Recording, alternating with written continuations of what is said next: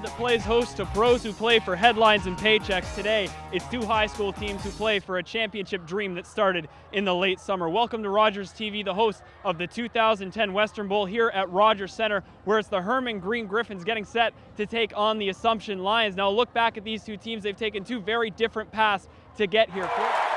The repeat is complete. With their dominating performance last spring in Brandon, the Windsor Spitfires became the first back-to-back Memorial Cup champions since 1995 and solidified their place among junior hockey's all-time great teams.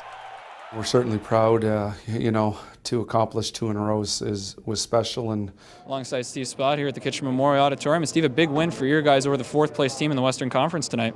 Well, it was a huge point. I think when you look at the box scores and in the standings, Plymouth has done an incredible job climbing up. And Jerry, quite a game for your debut. How about that for a first impression? It was great. I mean, the fans were great. Teammates were great. Coming in here, it was a new situation for me, and they helped me out to get comfortable.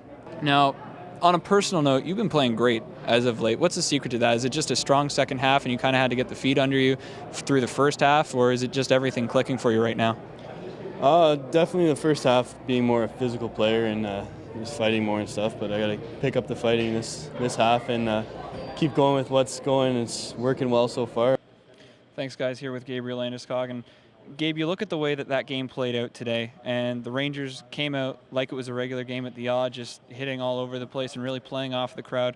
Was there a bit of a letdown in the middle periods where Plymouth was allowed to get back into that game? They did a good job. They got two bounces and they were up 2-0. But going into the third, we really believed in ourselves, and we really knew we can turn this thing around. And hello, everybody. I'm Ken Beckett, joined alongside by Bryan Thiel. Bryan, these two teams met less than a week ago, with Toronto getting the big win in front of their hometown fans. It was a back-and-forth matchup, and if you look what Brantford was able to do, they were down on three separate occasions during this game, came back every single time to tie it, including taking a one-run lead, a 6-5 lead into the bottom of the ninth inning. But Toronto was able to string together a couple hits, get a couple walks, some key plate appearances, and then they were able to come out on top at home with a 7-6 win, a big proponent of why they've been able to move so close to the IBL pennant right now.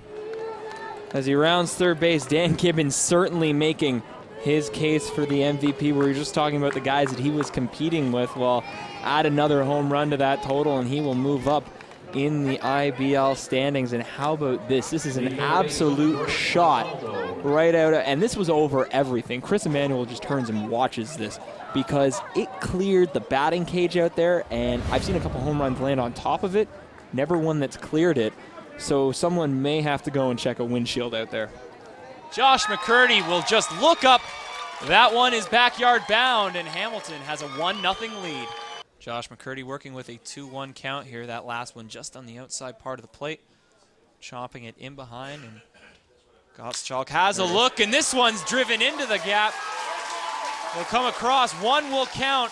A second in behind him. Jason Gottwalt, Tyler Patzelik coming across to make this a 3-1 Brantford lead. The Sault Ste. Marie Greyhounds trail the Mississauga St. Michael's Majors 3-1. Maxime Kitson scored his first OHL goal to open up the scoring for the Majors, and he's actually added an assist, so his first career 2-point game, his first career OHL assist, and his first career OHL goal, all coming in his first OHL game. While the Barrie Colts trail the Sudbury Wolves 6-2, that one after 2 periods of play as well. Michael Scarbosa with the hat trick in that one, while Mark Scheifele, a good Kitchener boy, has a goal and an assist. He's been in on both Barrie Colts goals.